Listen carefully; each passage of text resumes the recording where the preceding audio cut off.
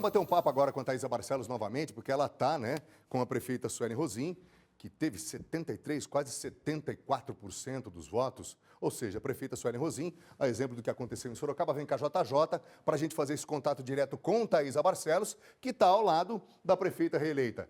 Pois não, Thaisa?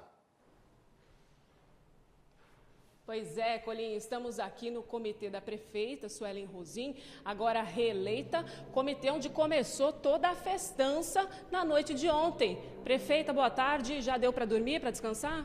Ainda não, né? Apesar que a minha rotina na prefeitura nunca me permitiu ter um sono longo, mas até porque a gente tinha, obviamente, que celebrar, para a gente foi uma grande conquista a continuidade do nosso governo, no sentido que nós trabalhamos muito ao longo desses quase 4 anos, para vislumbrarmos a possibilidade que nós vivenciamos ontem, né? Óbvio que as cidades do mesmo porte que a gente, é natural, acaba sendo uma regra o segundo turno, e que a gente viveu ontem foi uma exceção, por isso nós celebramos bastante, né? Mas o trabalho tem que continuar, não tem jeito. Você falou uma palavra que muita gente tem dito hoje, exceção, surpreendeu muita gente, porque, gente, na história das eleições, desde quando Bauru ganhou aí 200 mil eleitores, foi segundo turno praticamente uma regra. E ontem, pela segunda vez na história, desde os 200 mil eleitores aptos a votar, a prefeita Suelen Rosim ganhou no primeiro turno. Antes foi Rodrigo Agostinho, lá em 2012. Como você avalia a votação, a eleição de ontem, prefeita?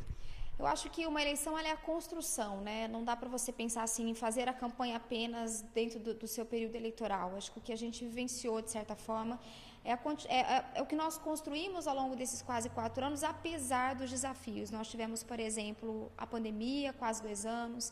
Em 24, a maior seca já registrada na história. Isso impacta a rotina das pessoas. Mas eu acho que a resposta das urnas nos honra muito, que significa que isso não invalidou, melhor dizendo, tudo que nós construímos ao longo desses quase 4 anos, e que a nossa pedido à população dizer, olha, nós temos mais para fazer, a gente pede mais tempo para a gente resolver os problemas crônicos, essa oportunidade nos foi dada. E a gente quer, obviamente, fazer essa oportunidade valer a pena, ou seja, trabalhar mais do que trabalhamos ao longo desses quase 4 anos. Então, é uma honra imensa, a gente celebra com muita alegria, sou muito grata, agradeci ontem, vou seguir agradecendo por um bom tempo a população por ter nos dado mais uma vez esse voto de confiança.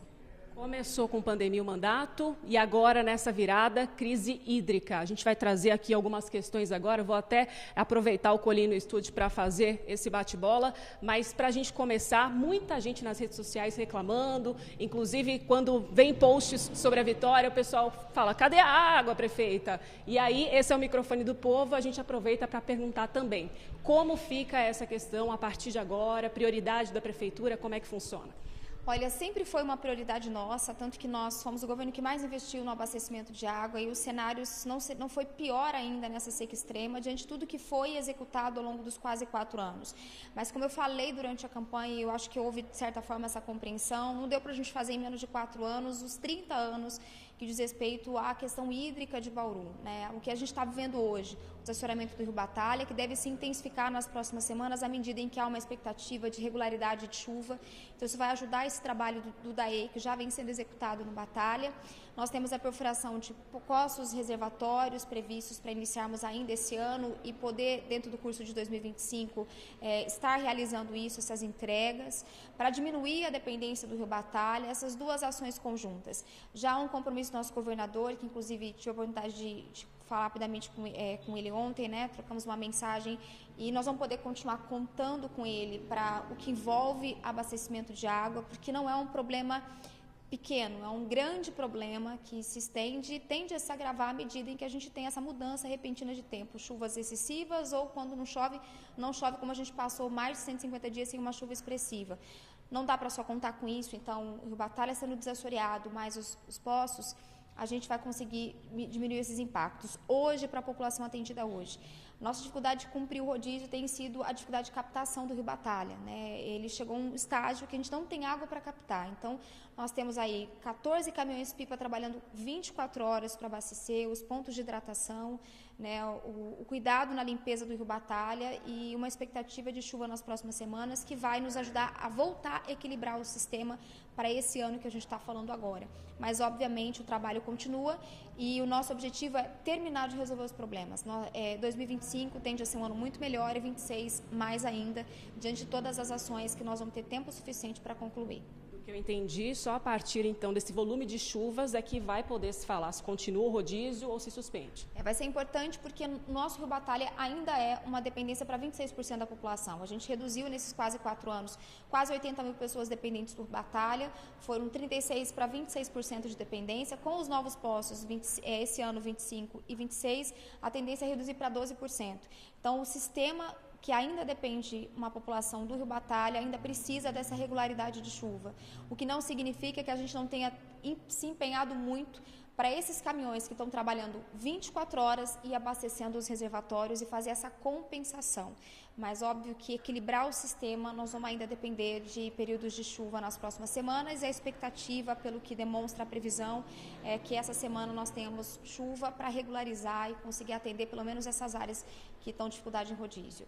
Aproveitar a sua presença aqui nesse primeiro dia de segundo mandato. Colim, tem outras demandas também que o povo pergunta e a gente vai trazer agora para a prefeita, ela está te ouvindo.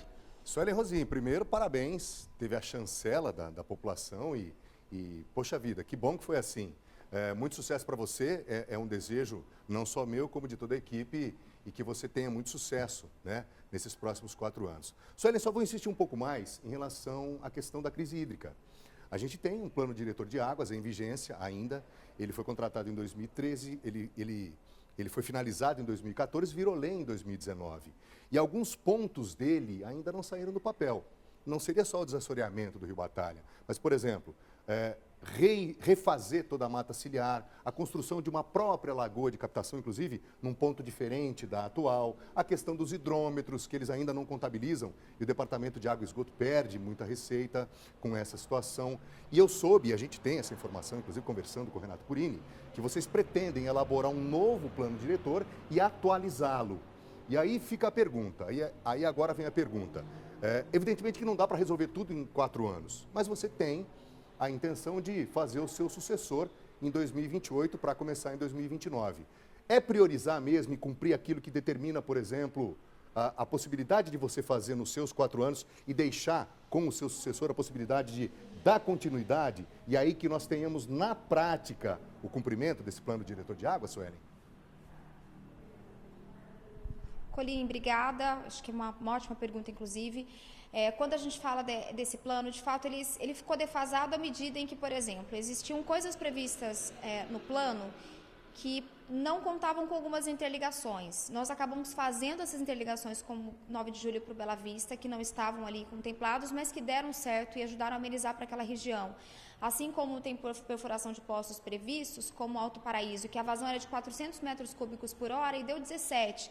O DAE está investigando o que foi que aconteceu. Então, existem coisas que nós avançamos e coisas que vão precisar ser atualizadas. O objetivo é que ainda esse ano, né, o DAE deu start na revisão, se não me falha a memória, posso estar errada, mas muita informação, mas 2014, se não me falha a memória, ou seja, muita coisa mudou, a população cresceu, existem regiões que se desenvolveram mais, regiões que perfuravam, que a ideia de perfurar poços, como a região do Alto Paraíso, aquele entorno, já ficou comprovado que a dificuldade de perfuração de poço ali é grande, por isso que a gente vai direcionar para a região do Val de Palmas, por meio de adutoras e reservatórios, fazer a ligação para essa região dependente do Batalha, assim diminuir a sua dependência.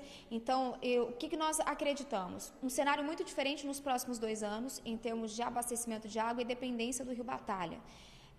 E óbvio que pensando mais futuramente, nós estamos falando de um estudo que já foi discutido previamente com o governador Tarcísio sobre captação de água no Tietê, que aí é uma coisa a longo prazo, a médio e longo prazo, que aí sim pode ser que isso dure mais do que 4 anos, mas o que a gente quer é ter um cenário diferente para não termos o sofrimento que a gente teve agora nesse período de seca extrema como a gente está vivenciando. Então, os projetos a curto prazo, atender, socorrer as famílias agora, a médio prazo, a perfuração de novos poços, o resultado do desassoreamento do Rio Batalha e cumprir, né, fazer a revisão desse plano já ainda nesse ano de 2025, atualizar isso tudo.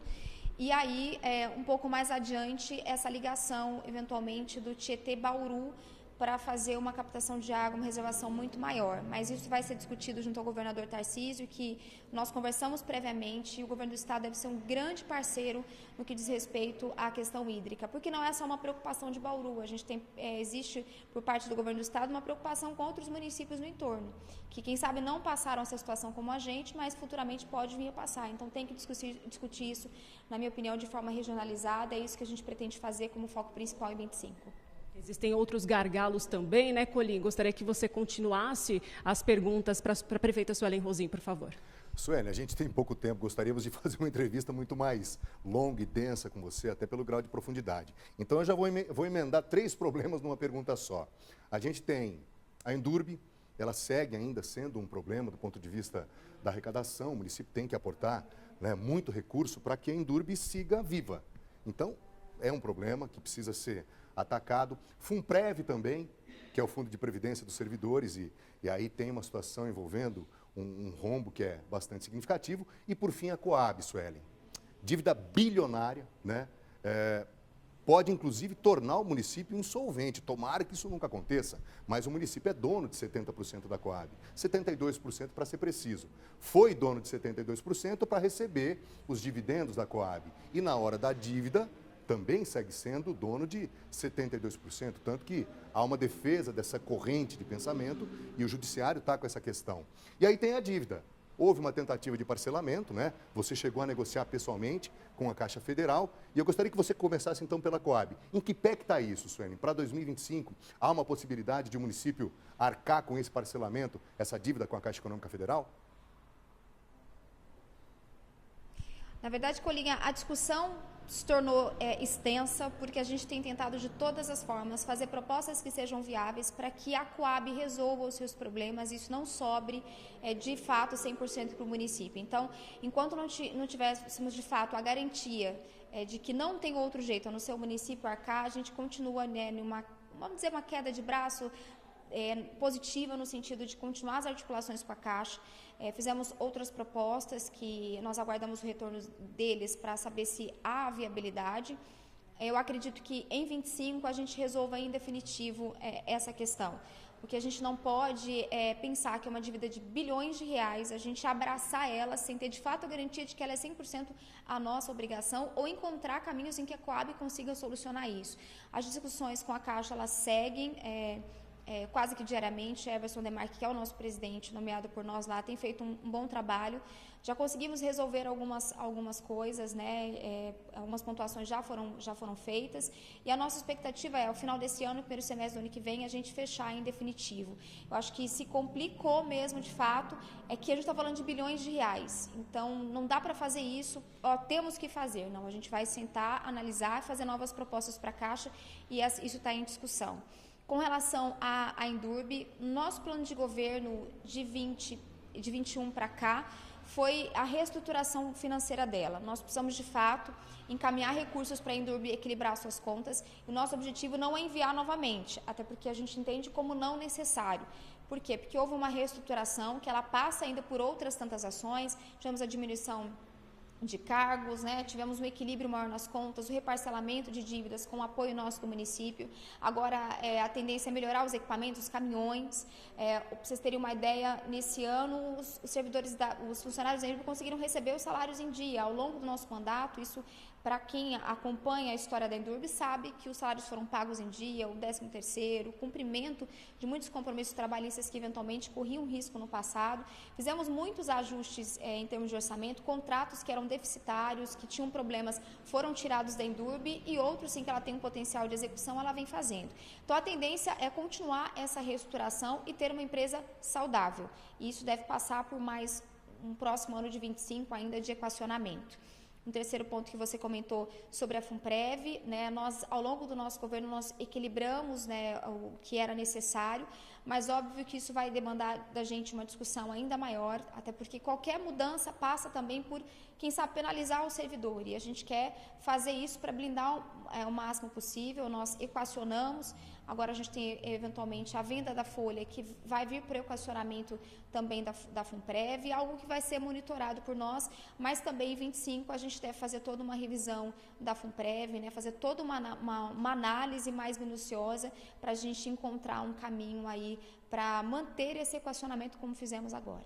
Para a gente encerrar, então, Colim, vamos falar sobre governabilidade, porque quando a gente fala do cargo de prefeito, tem ali o poder da caneta, né? Mas é preciso também muitos projetos ali passarem pela Câmara de Vereadores, que chega em 2025 com mais representantes. Ontem nós tivemos aí o anúncio dos nomes, muitos se repetem, outros são novos. Como você avalia esses cargos que foram eleitos, essas cadeiras que vão ser ocupadas a partir de 2025? A gente não vai trazer todos os nomes aqui, porque são muitos. Primeiro, parabéns aos 21 eleitos, muito feliz que grande parte deles caminharam conosco ao longo dessa caminhada, não somente na reeleição, muitos foram reconduzidos, caminharam com a gente ao longo dos quase 4 anos. Eu desejo sucesso e, obviamente, não tem como a gente construir uma cidade melhor, isso passa pelo apoio do Legislativo. A gente tem pautas muito importantes, uma eventual reforma administrativa no termos de planos de cargos, carreiras e salários, que vai passar pelo Legislativo. Nós temos também plano diretor e lei de zoneamento, que vai mexer em toda uma estrutura enquanto cidade, isso vai passar pelo Legislativo, né? Pautas extremamente importantes, projetos de governo que já foram alinhados, lei de regularização fundiária, que é um projeto que nós encaminhamos, e por aí vai. Então, esse diálogo de forma democrática vai se fazer necessário. Da minha parte, já falei isso desde ontem publicamente, acho que eleição é eleição, mandato é mandato. O que for para discutir Bauru, nós vamos sempre manter esse diálogo, que é fundamental. Eu tenho uma expectativa de que esses 21 vereadores eleitos, que a gente mantenha esse diálogo, até por uma questão de maturidade, de trabalho. Então, a gente vai construir uma relação de diálogo. Esse é o nosso desejo. Parabéns a eles e que a gente consiga fazer Bauru avançar. Curiosidade minha agora, encerrando, falou de 2025, mas e aí, vai tirar férias agora? Como é que ficam os próximos dias aí até dezembro? Não, máximo uns 2, 3 dias de descanso, eu não consigo ficar muito tempo parada não, até porque a gente tem uma cidade para tocar e muitos desafios para superar ainda. Obrigada, prefeita reeleita Suelen Rosim. E claro que a gente deseja, né, todo o melhor trabalho do mundo, afinal estamos falando da nossa cidade, Colim. Bauru, devolvo com você.